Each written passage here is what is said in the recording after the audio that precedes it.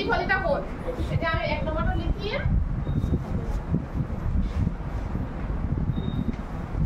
আপতন কোণ আৰু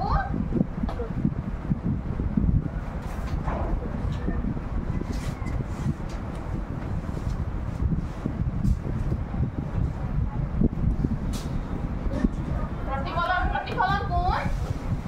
সদায় সমান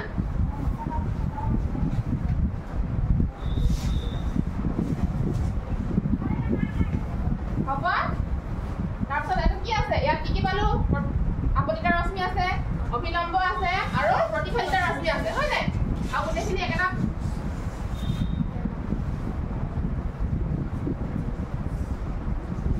একেখন সমতলত আছে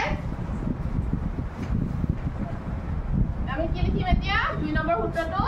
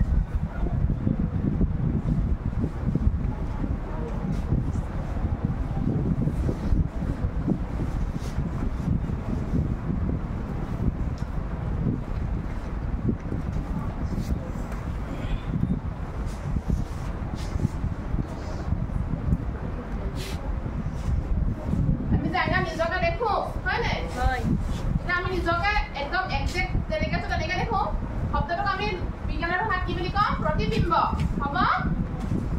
आईना जी देखो हेतु प्रतिबिंब হয় নিজৰ আৰু যেতিয়া আইনা দেখো তেতিয়া কি হয় আমি যেনেকা তো তেনেকা দেখো না বস্তুটো যদি এনেকে এটা পেন তেনেকা আমি ধৰিছো দেই এটো পেনৰ ওপৰ ফালটো তল ফালটো হয় নাই আমি যদি আইনা চাও আৰু মানুহক যদি নিজে চাও যদি আমি থিয় হৈ আছো থিয় হৈ থকা ফালে দেখো না দেখো তেনে হলে কি হ'ব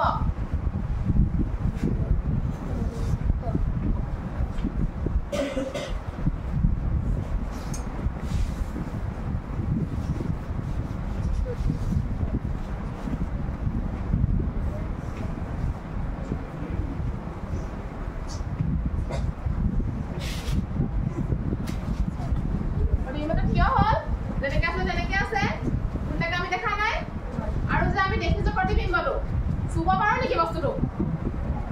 চুব পাৰো নেকি নোৱাৰো হয় নাই আৰু যদি যেতিয়া বস্তুটো নোৱাৰো তেনেহ'লে তাক আমি কি ক'ম অসৎ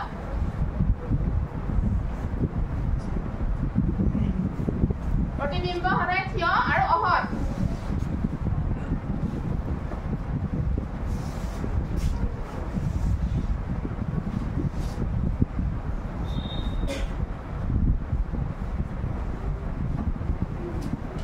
আৰু যেতিয়া বস্তুটো দেখিলো এতিয়া আমি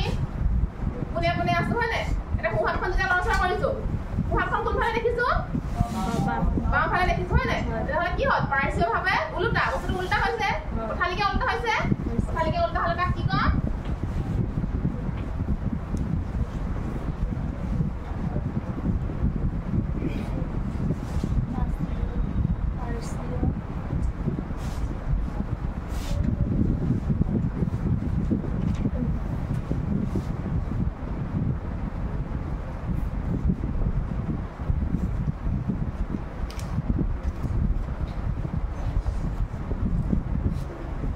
পাৰ্শ্বীয়ভাৱে উল্টা হয় এটা হক দেখি লয় একেবাৰে সেইফালেকে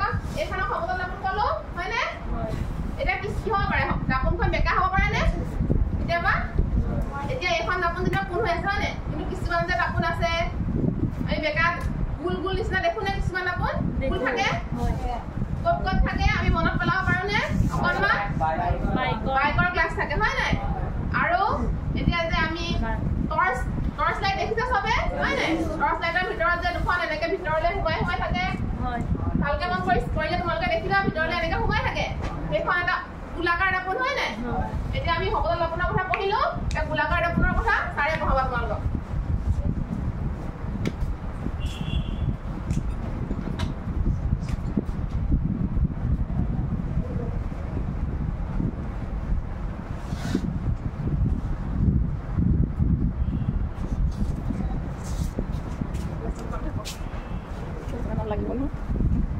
লাগিব ন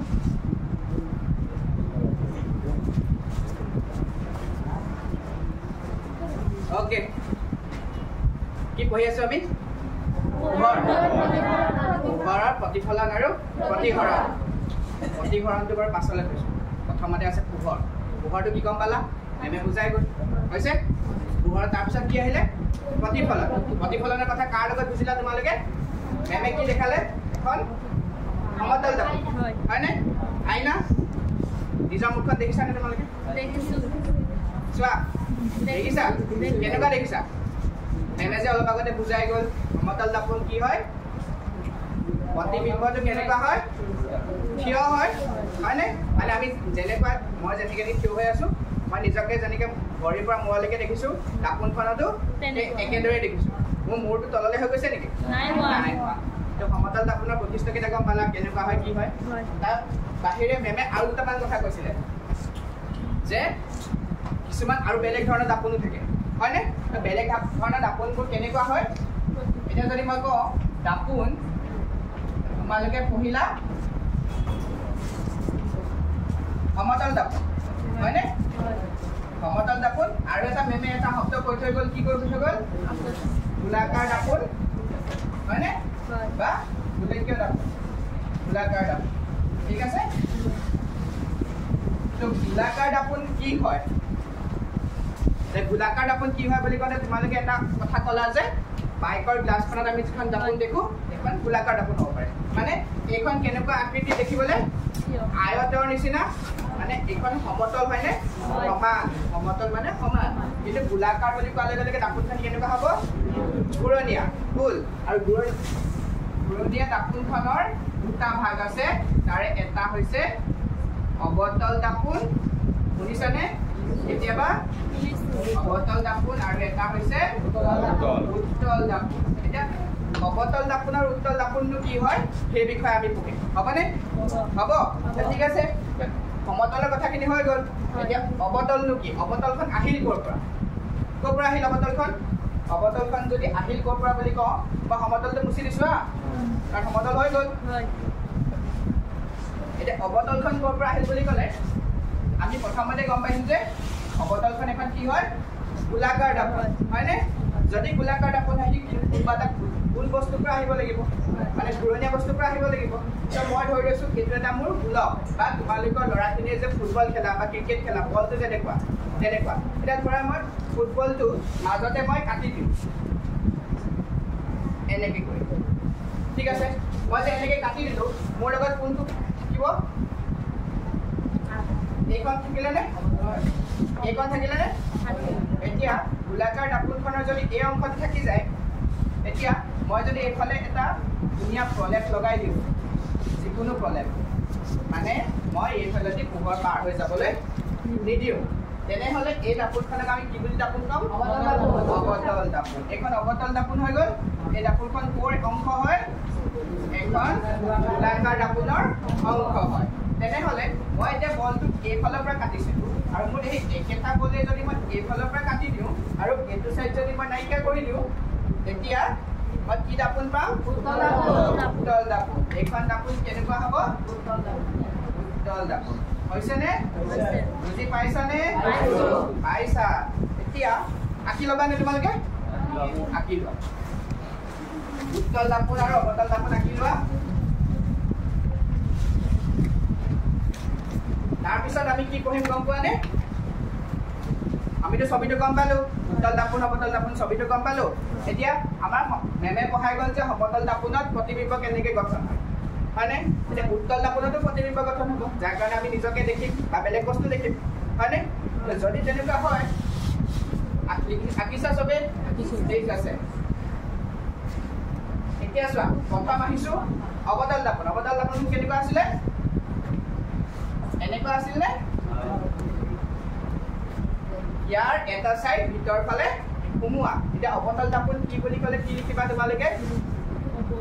অবতল দাপোন কি বুলি ক'লে লিখিবা যে অবতল দাপোন হৈছে এখন গোলাকাৰ দাপোন যিখন গোলাকাৰ দাপোনৰ সন্মুখৰ ভাগ ভিতৰ ফালে পাঁচ খোৱা বা বক্ৰ হ'বনে পাৰিবানে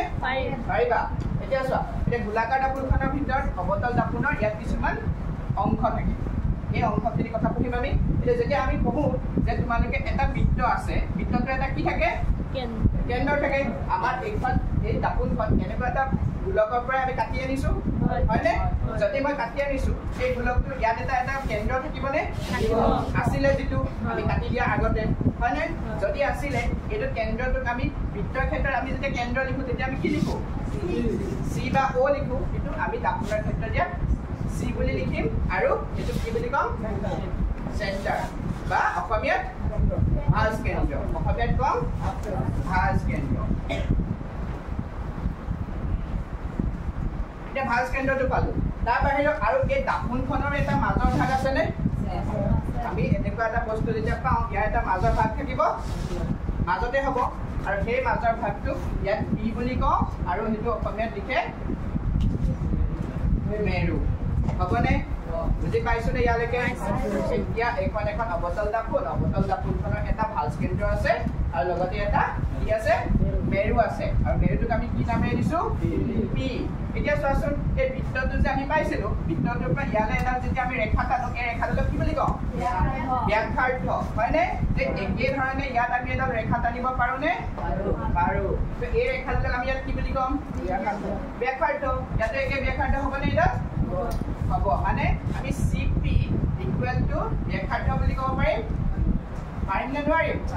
পাৰিম চি পিডাল ব্যাসাৰ্ধ হ'ল এতিয়া যদি চি পি এডাল ৰেখা হয় এই ৰেখাডালৰ এটা মধ্যবিন্দু থাকিবনে থাকিব যদিহে মধ্যবিন্দু এটা থাকে এই মধ্যবিন্দুটো মই ধৰিছোঁ ইয়াতে আছে হ'বনে যদিহে মধ্যবিন্দুটো ইয়াতে আছে আমি তাক কি নাম দিম এফ আৰু তাক কি বুলি কয় ফ'কাছ আমি গম পালোঁ আমাৰ এটা থাকিব ফ'কাছ আৰু যে এই দূৰত্বটো চি আৰু এফৰ পৰা যিটো দূৰত্ব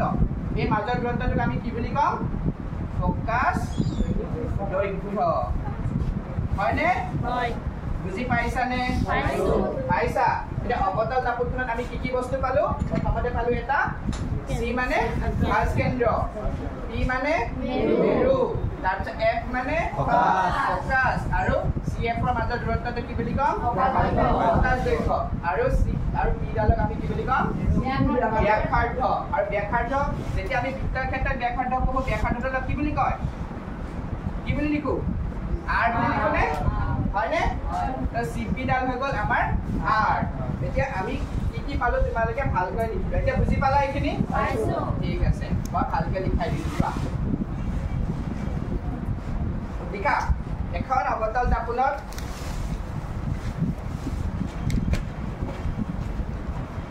এখন অবতল দেখিছানে বৰ্ডখন দেখিছা কি থাকে প্ৰথমতে ভাজ কেন্দ্ৰ তাৰ পিছতে থাকে মেৰু ভাজ কেন্দ্ৰটোক আমি কি বুলি কওঁ সি মেৰুটোক আমি পি হয়নে তাৰ বাহিৰে আৰু কি থাকে ফকাস ফকাসটো কি বুলি কওঁ এফ আৰু কি থাকে ব্যাসাৰ্ধ বা ভাজ ব্যাসাৰ্ধ ব্যাসাৰ্ধ বুলিও কয় ভাজ ব্যাসাৰ্ধ বুলিও কয় আৰু ভাজ ব্যাসাৰ্ধক আমি কি বুলি লিখো r হয়নে আৰু এটা থাকি গল কোন লিখি দিও কোন লিখি দিও কি হ'ব এইটো কি হ'ব ফকাস দৈৰ্ঘ্য কোনটো ফকাস দৈৰ্ঘ্যটো কোনটো সি আৰু এফ ৰ মাজৰ দূৰত্ব এটোক আমি কি বুলি কম ফকাস দৈৰ্ঘ্য আৰু এটো বুজাই স্মল এফ হবনে লিখিছা ঠিক আছে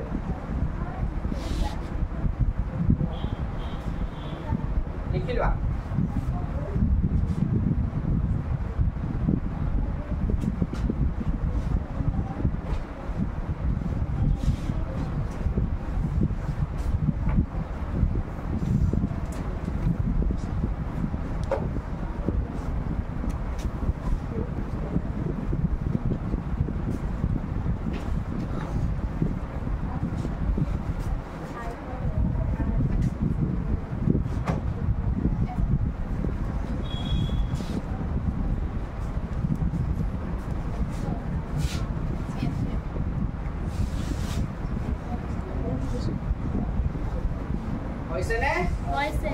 হৈছে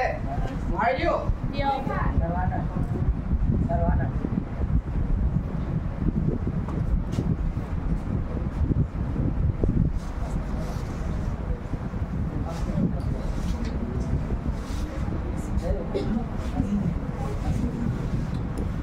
এতিয়া চোৱা বৰলে চোৱা সবে কি পালো আমি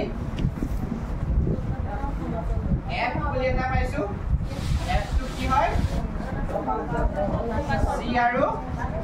F ৰ মাজৰ দূৰত্ব আৰু এটো কি আছিল আমাৰ P হয়নে আৰু CP ডাল কি আছিল R হয়নে আৰু এই বিন্দুটো F বিন্দুটো C আৰু P মাজৰ মধ্য বিন্দু হয়নে তেনেহলে F ইকুৱেল টু আমি R লিখিব পাৰিম নে নোৱাৰিম কেনেকৈ পাৰিম দুডাল যদি আমি F লগ লগাও তেতিয়াহলে 2R হ'ব নে নহব কেনেকৈ হ'ব কেনেকৈ হ'ব কেনেকৈ হ'ব কেনেকৈ হ'ব কোৱা আকৌ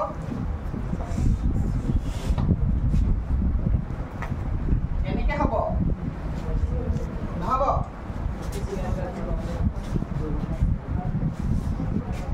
দুটো এফালে হবনে কোনফালে হ'ব কোৱা এতিয়া চোৱা এনেকৈ চোৱা এইটো যদি এটা বৃত্ত হয় বুজিছানে আমি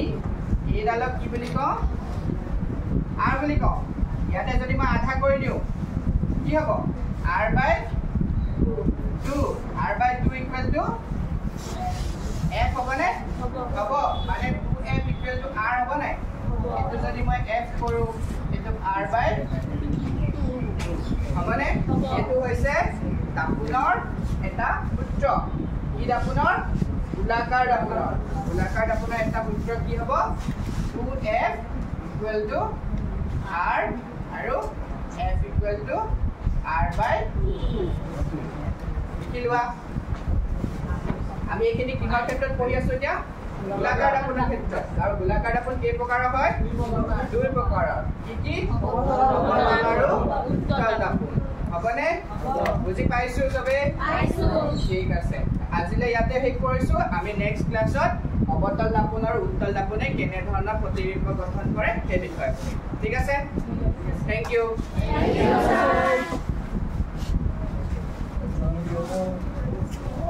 লিখিবা